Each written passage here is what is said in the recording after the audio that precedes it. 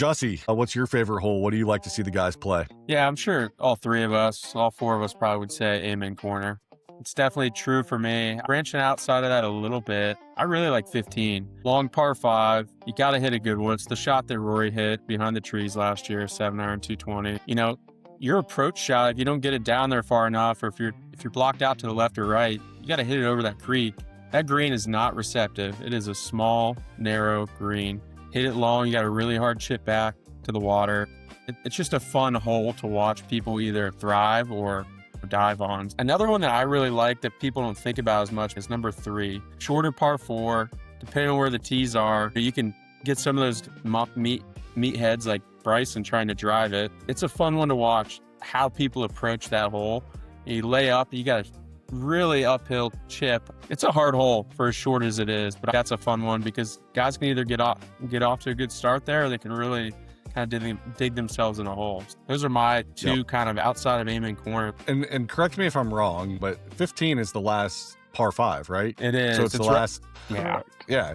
It's a last eagle opportunity. So on Sunday, that's where you really see the desperation and guys really start to roll the dice. It's a phenomenal answer. And that's where you kind of get one last gasp to make a push and try to get that eagle. That's a really good answer. Marsh, interested to hear where you go on this. Yeah, I mean, I'd be a buffoon not to throw 12 in there. My grandfather painted that for me. It's probably my favorite nostalgic piece of anything that I have. But to Coop's point, Golden Bell, number 12, 155-yard shot seems so simple, and it just becomes a knee crippler when the moment's big and everything's on the line. But Justin kind of stole my thunder with 15, Firethorn. Love 15, love the name Firethorn. But the par 5s in general, 13 and 15, I think are really where everything goes down, right? Like you have Rays Creek that runs through the front of 13, where everyone sees this green and it just slopes down just like number 12 does. It's a straight slope right into the water. 15, you've got more of just a back to front slope. So the cool part about that is people can go for it, but if it bounces, which it's going to be firm this week, and it goes long, you've got water deep right next to the tee box on 16. You've got water short if you overspin. There's just so much that comes into those par 5s at 13 and 15. I think you have guys that are going to be aggressive, especially when you get into Sunday, and you have to be aggressive in some instances. We see some incredible shots.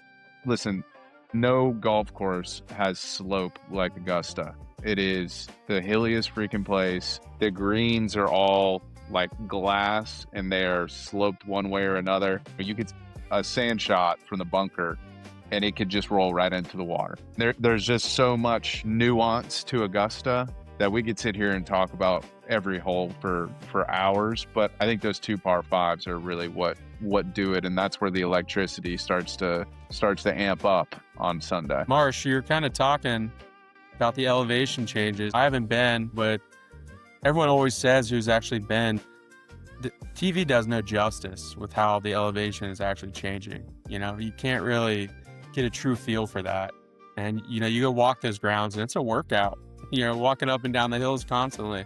I feel like TV doesn't capture that some people who probably don't know much about golf don't appreciate. So